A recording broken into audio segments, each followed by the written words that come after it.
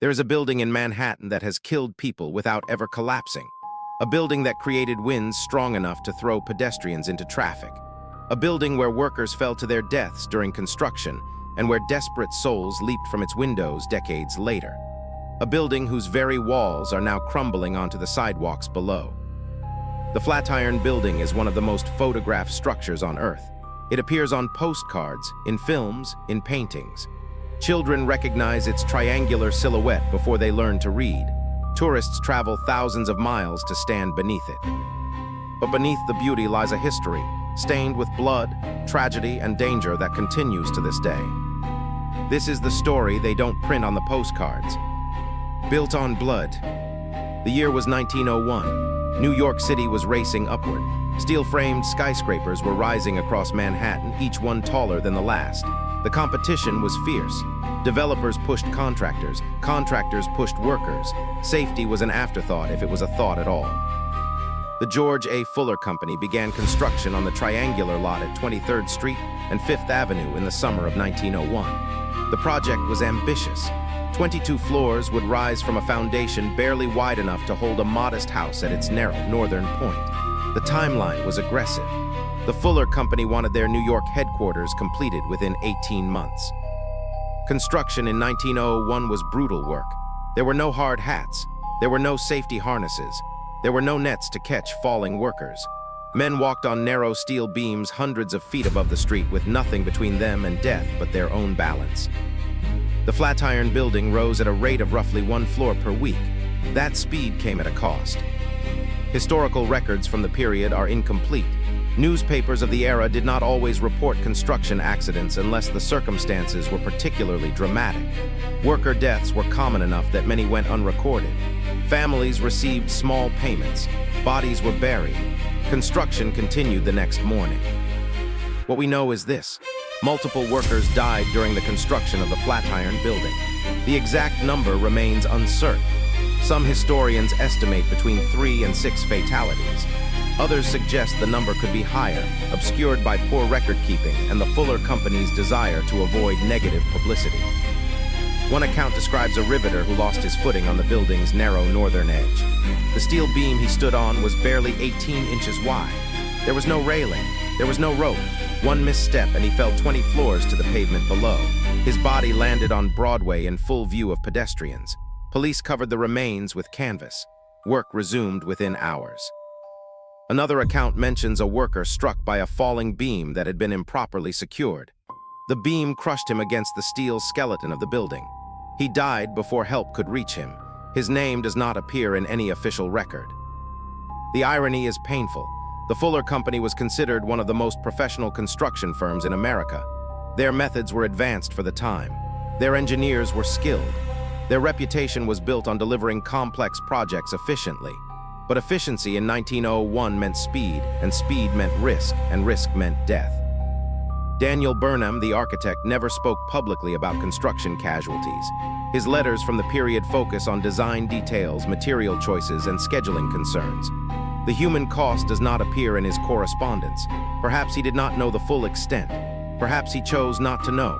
Perhaps death was simply too common to merit discussion. The building opened on October 1, 1902. Newspapers celebrated its engineering triumph. Photographs showed crowds gathering to admire its impossible shape. No article mentioned the workers who died to build it. Their names are lost. Their graves are unmarked. The building they built with their lives became one of the most famous structures in the world. They received nothing but silence. The deadly wind. The Flatiron Building created a monster the moment it opened. That monster was invisible, unpredictable, and violent. Wind. The building's triangular shape acted like the prow of a ship cutting through air. When wind struck the narrow northern face, it accelerated around the sides with tremendous force. The effect was dramatic at street level. Gusts that might have been gentle a block away became powerful enough to knock pedestrians off their feet. Madison Square Park sat just to the north, creating an open space that allowed wind to build speed before striking the building. The surrounding streets channeled airflow in unpredictable ways. Some days were calm. Other days, the corner of 23rd Street and Broadway became a wind tunnel. The phenomenon became famous almost immediately, but not for the reasons modern visitors might expect. Men gathered at the corner specifically to watch the wind lift women's skirts. In an era when showing an ankle was considered scandalous, sudden gusts that exposed legs drew crowds of leering observers. Young men loitered for hours, waiting for the next strong gust. Women who had to pass that corner were subjected to public humiliation as their clothing betrayed them. Police eventually intervened. Officers stationed at the corner would chase away the men who gathered to watch. According to legend, they used the phrase 23 skidoo to disperse the crowds. The expression supposedly entered American slang from this practice, though linguists debate the exact origin. The harassment was only part of the story. The wind itself was genuinely dangerous. Newspapers from 1902 and 1903 contain multiple accounts of pedestrians injured by the Flatiron wind.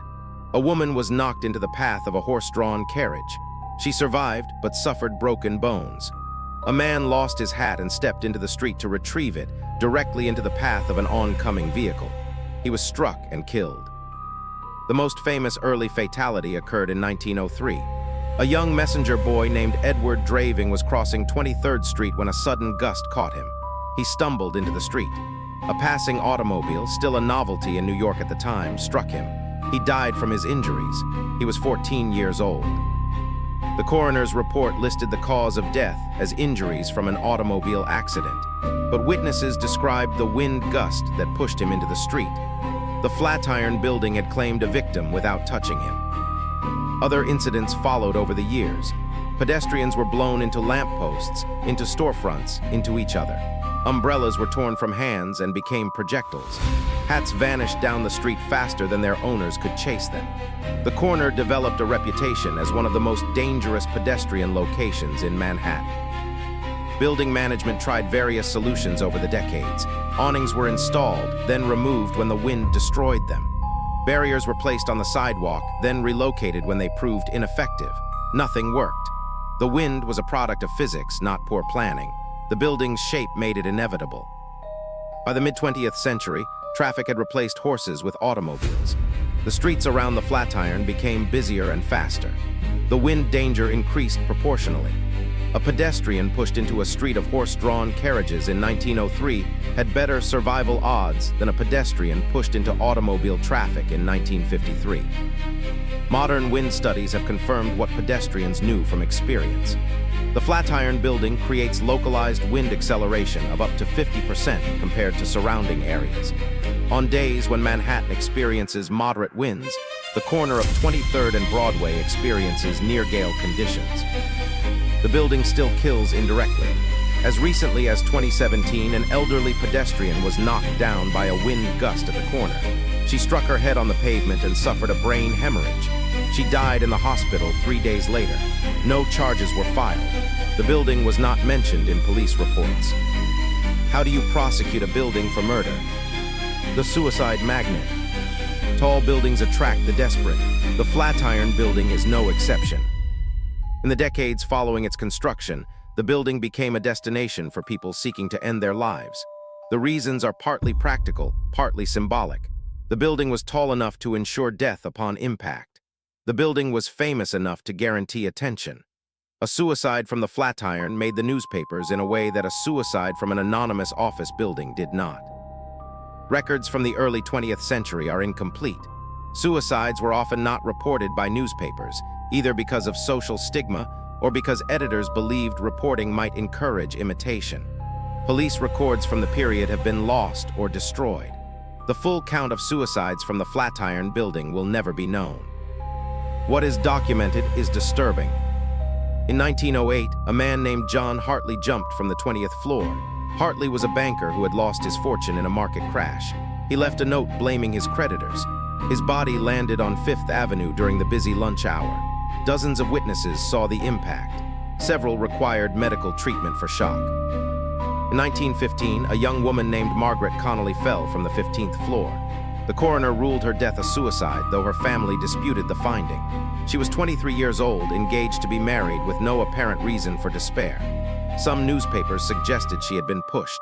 An investigation found no evidence of foul play. The truth died with her. The 1920s brought multiple incidents. The decade was marked by economic volatility that created and destroyed fortunes overnight. When fortunes were destroyed, some of the ruin turned to the Flatiron. A stockbroker named William Marsh jumped in 1926. He had lost everything in a failed speculation. His suicide note, reprinted in the New York Herald, read, "I came to New York with nothing. I am leaving the same way, but faster." A woman named Helen Garvey fell in 1929, just weeks after the stock market crash. She had worked as a secretary for a brokerage firm that collapsed. She was not wealthy herself, but she had lost her job and saw no future. She was 31 years old. Building management responded by installing locks on windows that could be opened. The measure reduced, but did not eliminate suicides.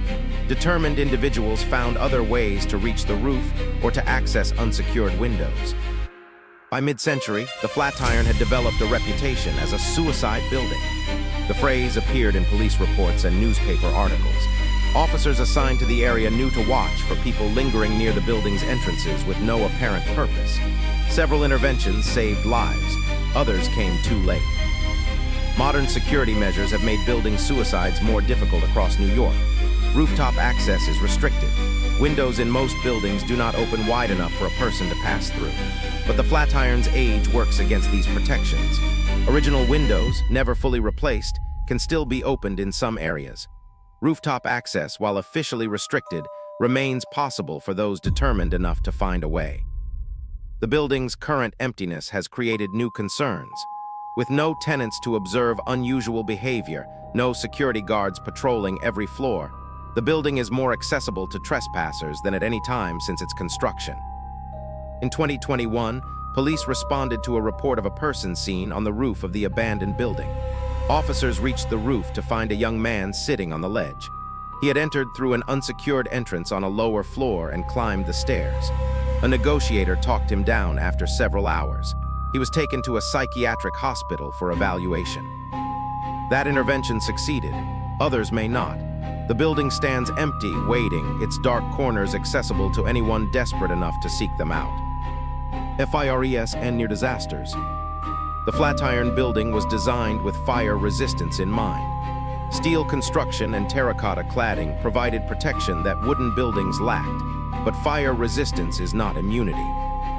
The building's first significant fire occurred in 1909. A blaze started in a publishing office on the 10th floor. The cause was an overturned oil lamp, the same type of accident that destroyed countless wooden buildings throughout American history. But the Flatiron did not burn. The fire was contained to a single office suite. Firefighters extinguished it within hours. Damage was limited to the affected area. The incident was reported as proof of the building's fire safety. The terracotta held. The steel did not melt. Modern construction had triumphed over the ancient enemy, but the celebration was premature. What the 1909 fire revealed was that the building's interior remained vulnerable even if the structure did not. Wooden furniture, paper records, cloth draperies, everything inside an office could burn. Smoke filled corridors. Workers fled down stairways in darkness as the smoke blocked light. Several people suffered smoke inhalation serious enough to require hospitalization. The building's single stairway became a problem. 22 floors of workers trying to descend simultaneously created dangerous crowding. People pushed, people fell. The evacuation succeeded only because the fire remained contained. A larger blaze might have produced a catastrophe. Building management installed additional fire safety equipment after 1909. Fire hoses were placed on every floor. Fire drills were conducted annually. The measures helped, but they could not address the fundamental problem. A single stairway and 4 elevators serving 22 floors were inadequate for rapid evacuation. In 1945, a smaller fire broke out in the basement. Electrical wiring had deteriorated over decades of use. A short circuit ignited insulation material. The fire burned through the night, undetected until morning. When workers arrived, smoke was seeping through floor vents across the lower levels. The building was evacuated. Firefighters discovered a smoldering blaze that had nearly spread to the building's main electrical systems. If those systems had ignited, the entire building could have lost power. Elevators would have stopped. Emergency lighting would have failed. The consequences could have been severe. The 1945 fire led to a partial rewiring of the building. But partial is the key word. Complete replacement of the electrical system would have required evacuating tenants for months and spending more than the building generated in years of rent. Owners chose the cheaper option. They replaced the most dangerous sections and left the rest. That decision had consequences that extended for decades. Electrical fires became a recurring problem. Small blazes broke out in 1952, 1967, and 1978. Each was contained. Each served as a warning that was not fully heeded. In 1998, an electrical fire in a server room on the 14th floor caused significant damage. The blaze started in an overloaded power strip connected to computer equipment that drew more current than the aging wiring could safely handle. The fire was contained to a single floor, but smoke damage affected 3 additional floors. Several tenants relocated permanently after the incident. The near disasters raised questions about whether the building could pass modern fire safety inspections. The answer was complex. Landmark buildings often receive exemptions from current codes, with the understanding that they were built to different standards and cannot be easily retrofitted. The Flatiron qualified for these exemptions. It was legally compliant with fire safety requirements, even if those requirements were lower than what a new building would face. The building never experienced the kind of catastrophic fire that destroyed other landmarks, but the absence of disaster does not equal safety. Each small fire was a warning. Each warning was partially heeded and partially ignored. The electrical system remains antiquated. The stairway remains singular. The elevators remain slow. If a major fire were to break out today in the empty building with no one to notice, it could burn undetected for hours before firefighters arrive. The scaffolding currently surrounding the building adds another layer of risk. Scaffolding is typically made of metal, but the platforms and safety netting include flammable materials.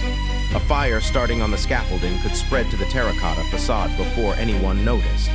The consequences for the building's irreplaceable exterior could be devastating. The falling facade. The most immediate danger from the Flatiron Building is not wind, not fire, not suicide. It is gravity. The terracotta facade that Daniel Burnham specified in 1901 has protected the building for more than a century. The material was chosen for its durability, its fire resistance, and its ability to be molded into decorative patterns. Terracotta was considered a permanent material, capable of lasting for generations with minimal maintenance. What Burnham did not anticipate was the effect of 100 New York winters on terracotta attached to a steel frame. The problem is thermal expansion. Steel and terracotta expand and contract at different rates as temperatures rise and fall. In summer, the steel frame grows slightly. In winter, it shrinks. The terracotta panels attached to that frame experience different stresses than the steel beneath them. Over decades, the stresses accumulate.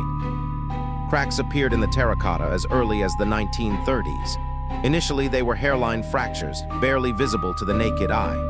Maintenance crews filled them with caulk and painted over them. The repairs held for a few years, then failed. By the 1960s, larger cracks had developed. Sections of terracotta began to separate from the steel frame behind them. The gaps allowed water to enter. Water freezing inside those gaps expanded, widening the cracks. Each winter made the problem worse. In 1979, a terracotta panel fell from the 16th floor. It struck the sidewalk during the early morning hours when few pedestrians were present. No one was injured. The panel shattered into dozens of pieces, scattering fragments across Broadway. Building management installed protective netting around the most damaged sections of the facade. The netting became a permanent feature. It was meant to catch falling debris until repairs could be made. But repairs were expensive and the netting was cheap. The netting stayed. Repairs were deferred. More panels fell in the 1980s and 1990s. Most incidents occurred during winter months when freeze-thaw cycles were most intense. A few happened in summer when thermal expansion reached its peak. Each falling panel was a potential weapon. Terracotta weighs approximately 20 pounds per square foot. A panel measuring 2 feet by 3 feet would weigh 120 pounds. Falling from 16 floors, such a panel would reach terminal velocity before impact. The force would be lethal. By miraculous good fortune, no pedestrian was struck by falling terracotta during those decades. The near misses mounted. A panel struck a parked car in 1992, shattering the windshield. The driver had stepped away moments before. A piece of decorative molding fell in 1997, landing where a hot dog vendor had been standing before he moved his cart to chase away a stray dog. The city responded by requiring protective scaffolding around the building's base. The scaffolding would catch falling debris before it reached the sidewalk. The installation was meant to be temporary, lasting only until permanent repairs could be completed. The scaffolding went up in 2003. It remains today, more than 20 years later. The scaffolding creates its own dangers. The covered sidewalk beneath it is darker than surrounding areas, making it harder for pedestrians to see obstacles. The metal structure narrows the available walking space, creating bottlenecks where pedestrians crowd together. In an emergency evacuation of the surrounding area, the scaffolding could impede escape routes. The temporary structure has also become a shelter for homeless individuals seeking protection from rain and cold. Their presence creates conflicts with pedestrians and nearby businesses. Some homeless camps have accumulated flammable materials that pose additional fire risks. Meanwhile, the facade continues to deteriorate. Inspections conducted before the 2019 renovation identified more than 200 panels in need of replacement. Many more were classified as damaged, but not yet critical. The total cost of complete facade restoration was estimated at $30 million or more. The renovation that began in 2019 was supposed to address these issues. Workers removed the most damaged panels. They cataloged the facade section by section. They prepared to manufacture replacements that would match the originals in color, texture, and dimension. Then COVID-19 stopped the work. Then bankruptcy froze the project. The facade remains exposed. Panels that were removed have not been replaced. Gaps in the terracotta allow water to reach the steel skeleton beneath. The steel is corroding. Each winter makes the problem worse. Engineers who have examined the building in recent years describe a structure in slow-motion collapse. The steel skeleton remains sound, but its protective skin is failing. Without intervention, the terracotta will continue to crack, separate, and fall. The steel will continue to corrode. At some point, the damage will become irreversible. The Flatiron Building is literally falling apart, one piece at a time, onto the streets of Manhattan. The abandoned menace. Since 2019, the Flatiron Building has stood empty. The evacuation was supposed to last a few years while the renovation progressed. The renovation stopped.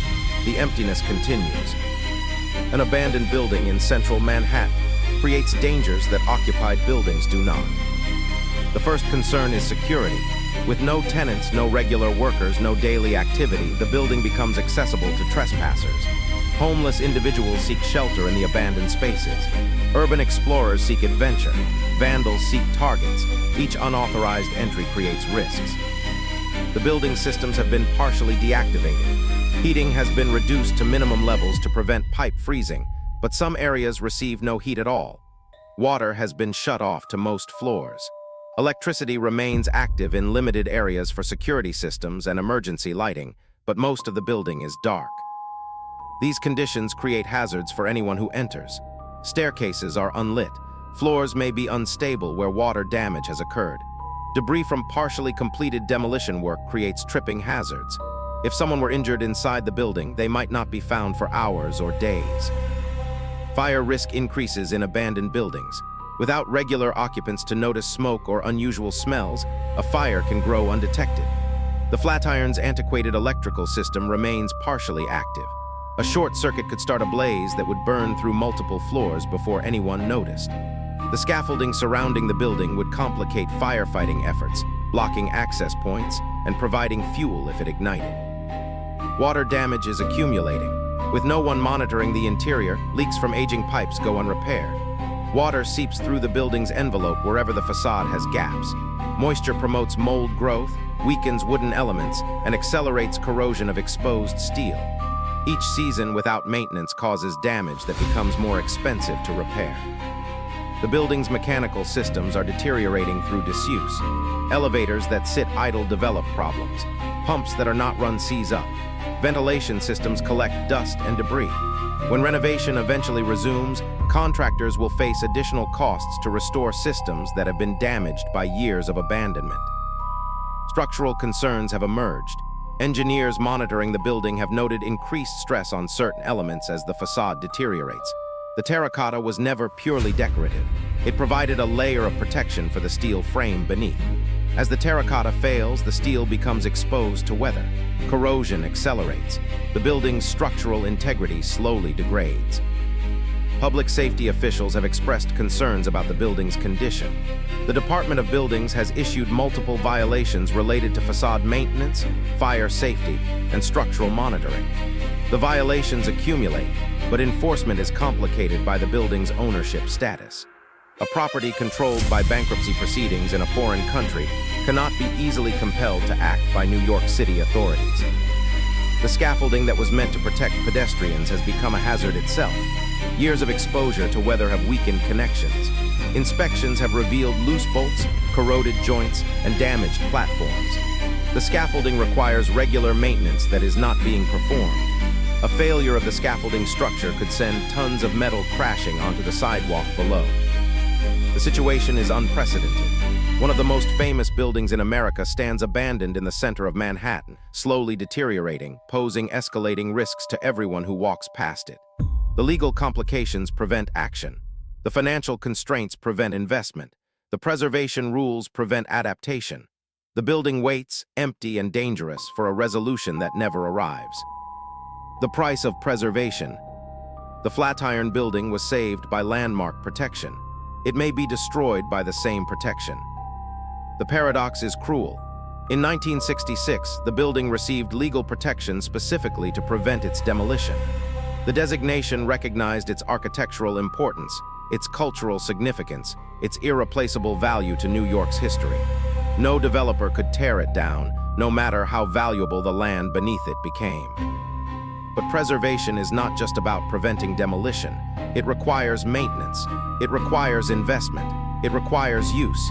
A building that cannot be used profitably cannot be maintained properly. A building that cannot be maintained deteriorates. A building that deteriorates long enough eventually becomes unsavable.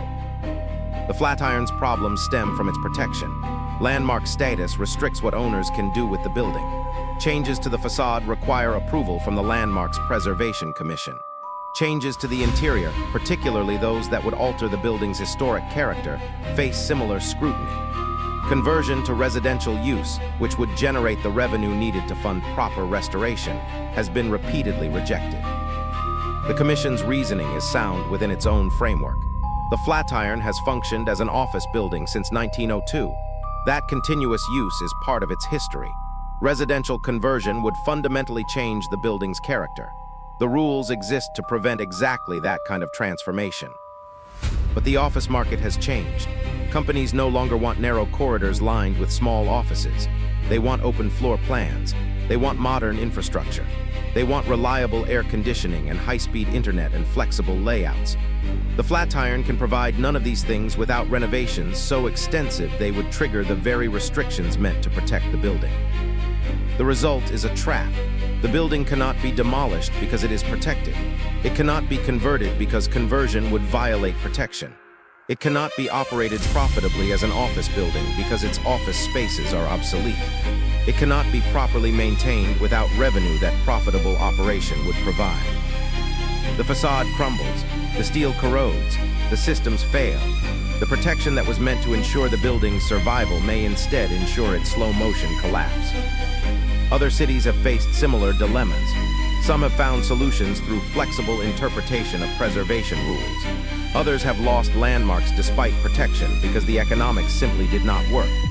The Flatiron's case is extreme because the building is so famous and the challenges are so severe. Public subsidy could theoretically bridge the gap. If New York City or New York State or the federal government provided funds to restore and maintain the building, the economic equation would change. But public budgets are limited, and the Flatiron is private property. Taxpayers might reasonably ask why their money should support a building owned by an Italian company currently in bankruptcy. Private solutions require someone willing to take on enormous risk for uncertain reward. A buyer would need to pay hundreds of millions for the building, spend additional hundreds of millions on restoration, and then find tenants willing to pay premium rents in a post-pandemic office market that remains depressed. The timeline for any return on investment would stretch to decades. Few investors have both the resources and the patience for such a project. The building waits. Each year it stands empty, the restoration becomes more expensive. Each year the restoration is delayed, the building's condition worsens. Each year the condition worsens, potential buyers become more hesitant. The spiral continues downward. The Flatiron Building may survive for decades more. Steel and stone do not collapse quickly. The structure could stand empty for 20 years, 50 years, a century. It would become a monument to failure, the most famous ruin in America, a landmark protected into oblivion. Or something could change.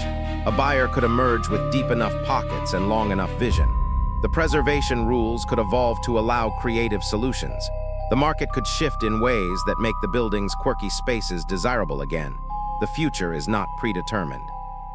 But today, the building stands empty. The scaffolding sways in the wind it helped create. The terracotta cracks under the pressure of another freeze. The steel corrodes behind its failing skin. The most photographed building in New York is slowly becoming the most dangerous. The dark story of the Flatiron is not finished. It is being written right now, in rust and decay and legal documents, in the gap between what we want to preserve and what we are willing to pay to save. The building waits, the city watches, the clock runs down.